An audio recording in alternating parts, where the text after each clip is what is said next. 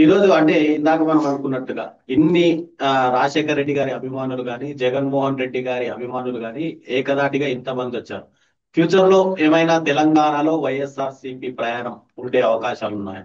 జగన్మోహన్ రెడ్డి గారు ప్రయాణం చేస్తాడో చేయడో కానీ ఆయన ముద్ర, ఆయన ప్రయాణం చేస్తే ఖచ్చితంగా తెలంగాణలో ఒక సంచలనం అవుతుంది. రీజన్ ఏంటంటే ఒకానొక సందర్భాల్లో మీరు గుర్తుంటే జగన్ గారే అన్నారు, నేను అనుకోనంటే ఉత్తమ్ రెడ్డి ఎమ్మెల్యే గెలిచేవాడు కాదు అన్నాడు. లాస్ట్ ఈ సంవత్సరం Yes. కాదు, లాస్ట్ టైం. ఎందుకు? ఆయన గెలిచింది 2000 చిల్లర ఓట్లతో అనుకుంటా. కానీ అక్కడ ఒక బలమైన క్యాండిడేట్ జగన్ మనిషి ఉన్నాడు.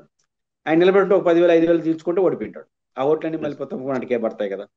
కాబట్టి ఖచ్చితంగా జగన్మోహన్ రెడ్డి గారు తెలంగాణ రాజకీయాలు చేస్తే ఖచ్చితంగా ప్రధాన రాజకీయ పార్టీల్ని ప్రభావితం చేస్తాడు.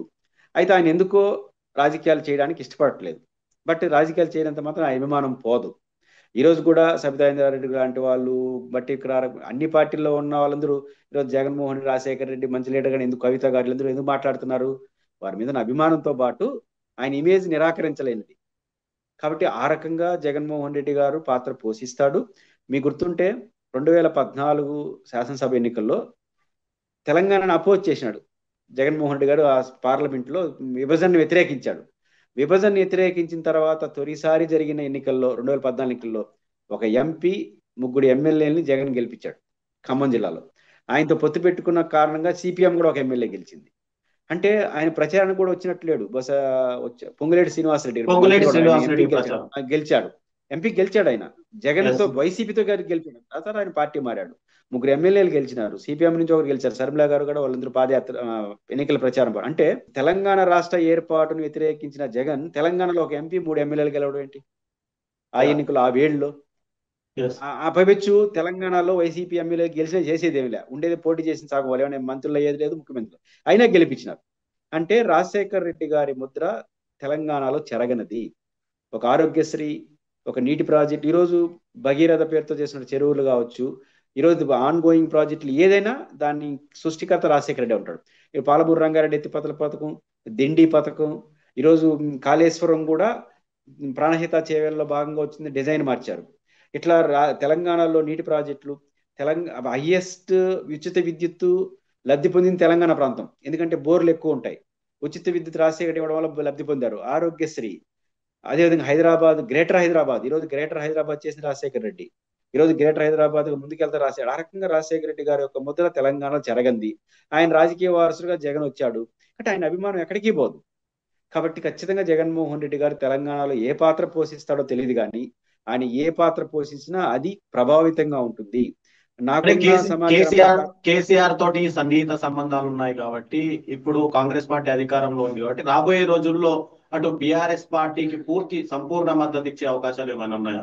ఒకవేళ టిఆర్ఎస్ పార్టీ పార్టీ రాకపోతే. గుడ్ రిలేషన్స్ జగన్ గారు ఉన్నాయి. వారు హెల్త్ బాగాలేనప్పుడు వచ్చిపోయాడు. పైపెచ్చు కేసీఆర్ గారు కూడా, కేటీఆర్ కూడా ఓపెన్ గా ఓన్ చేసుకుంటూ ఉంటారు.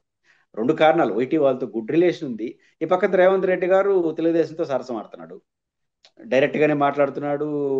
రామారావు గారి విగ్రహం పెడతానంటున్నాడు, రాజశేఖర విగ్రహం పెడతానని చెప్పాలి ఆయన. ఆయన ఏం కాంగ్రెస్, బట్ తెలుగుదేశం పార్టీతో ఉన్నాడు. రామోజీరావు గారి ఇన్స్టిట్యూట్ లో పోయి అద్భుతమైన ఉపన్యాసం, నేను తప్పను. ఆయన ఆ సైడ్ తీసుకున్నప్పుడు ఖచ్చితంగా బీఆర్ఎస్ పార్టీ జగన్ సైడ్ తీసుకుంటుంది. జగన్ సైడ్ తీసుకోవడం వల్ల బీఆర్ఎస్కి ఎక్కువ లాభం. ఎందుకంటే జగన్మోహన్ రెడ్డి ఓట్లని కాంగ్రెస్కే పడతాయి. ఎందుకంటే ఆ రెడ్ కమ్యూనిటీస్ కావచ్చు అన్ని. అందుకని మీరు చూడండి, రేవంత్ రెడ్డి గారు ఆ లైన్ తీసుకున్నా, బట్టి విక్రమ్ ఈ రోజు కూడా నాకు జగన్ గొప్పవాడు అంటాడు ఆ పార్టీలో ఉంటూనే. కోటమిరెడ్డి ఆయన కూడా బ్రహ్మాండంగా మాకు రాజశేఖర కుటుంబంతో మంచి రిలేషన్ ఉందని చెప్తారు. రీసెంట్ గా కోమటిరెడ్డి పొంగులేటి రాజగోపాల్ రెడ్డి శ్రీనివాసరెడ్డి కూడా మాట్లాడారు, మాకు మాట్లాడాడు. రాజశేఖర రెడ్డి గారు దేవుడు అని. పొంగులేటి శ్రీనివాసరెడ్డి ఈ రోజు కూడా జగన్ గారితో వ్యక్తిగత సంబంధాలు ఉన్నాయంటున్నాడు. కాబట్టి ఖచ్చితంగా ఈ రోజు కాంగ్రెస్ లో పెద్ద కుదుపు వస్తుంది జగన్ గారు కానీ యాక్టివ్ రోల్ ఆడ పోషిస్తే.